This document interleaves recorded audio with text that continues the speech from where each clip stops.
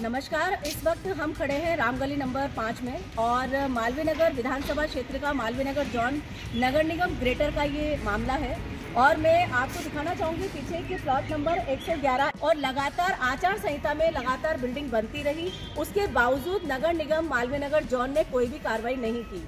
बिना परमिशन के बिल्डिंग बन रही है। उसकी वजह है कि कोई भी बोर्ड यहाँ पर परमिशन का नहीं लगाया गया है और अगर गलती से परमिशन ली गई होगी तो वो एक ऐसी बनावटी परमिशन है जिसमें यूनिट्स का कोई भी हवाला नहीं दिया गया होगा। मैं आपको बताना चाहूँगी कि जीरो सेटबैक पे बनती हुई इस बिल्डिंग का आप नज़ारा देख सकते हैं कि यहाँ पर जो किनारे पे पेड़ लगे हुए थे, एक पेड़ तो यहाँ से गायब है और उसके अलावा यहाँ पर जो आप देख सकते हैं कि पूरा मटेरियल सड़क पर फैला हुआ है।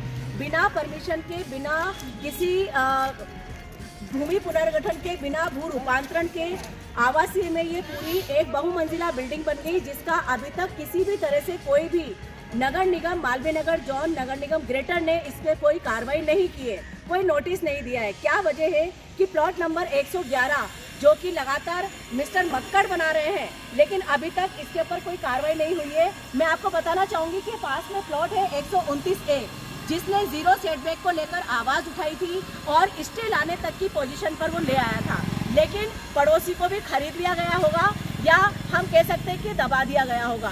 कोई भी ऐसी वजह रही कि 129A के मालिक ने विरोध करना बंद कर दिया और जीरो सेटबैक पे लगातार ये बिल्डिंग बनी है, उस मकान पर पूरी तरह से आच्छादित हो गई है। आप उस कॉर्नर में देखेंगे तो भी आपको नजर आएगा कि लगातार बनती हुई ये बहुमंजिला बिल्डिंग शासन और प्रशासन को धता दिखा रही है।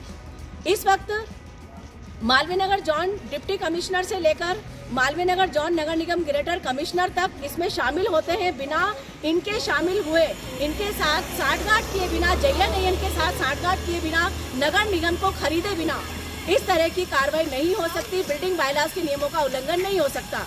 जीरो सेटबैक पे बनती हुई बिल्डिंगें सड़कों को तो सकड़ा करती ही है, सुरक्षा के आधार पर भी ये बहुत बड़ा चैलेंज होती है सुरक्षात्मक दृष्टि से। इसी के साथ मैं आपको बताना चाहूँगी कि इनकम टैक्स डिपार्टमेंट भी इसमें उतना ही ज़्यादा जिम्मेदार होता है, क्योंकि प्लॉटों की कीमत के आधार पर अगर अपन बात करें तो ज़्यादा से ज़्यादा इस प्लॉट की कीमत कॉर्नर क्या होने की वजह से 1 या 1.5 करोड़ होगा, लेकिन आज की तारीख में 15 से 20 करोड़ के अंदर ये प्लॉट बदल गया है, क्योंकि एक प्लॉट की कीमत 1-1.5 करोड़ से कम नहीं होगी यहाँ पर एक फ्लैट की कीमत। और यूनिट्स कितने बने हैं, कितने यूनिट्स की परमिशन ली गई है, ऐसी कोई जानकारी यहाँ पर नहीं लगाई गई है। मैं आपको बताना चाहूँगी कि मालवीय नगर जोन के ये हम गली नंबर 5 में खड़े हैं, प्लॉट नंबर 111B है और लगातार साल भर से हिलगू समाचार इसको कवर कर रहा है, लेकिन मालवीय नगर जोन नगर निगम ग्रेटर ने अभी तक इस पर कोई कार्रवाई नहीं की है।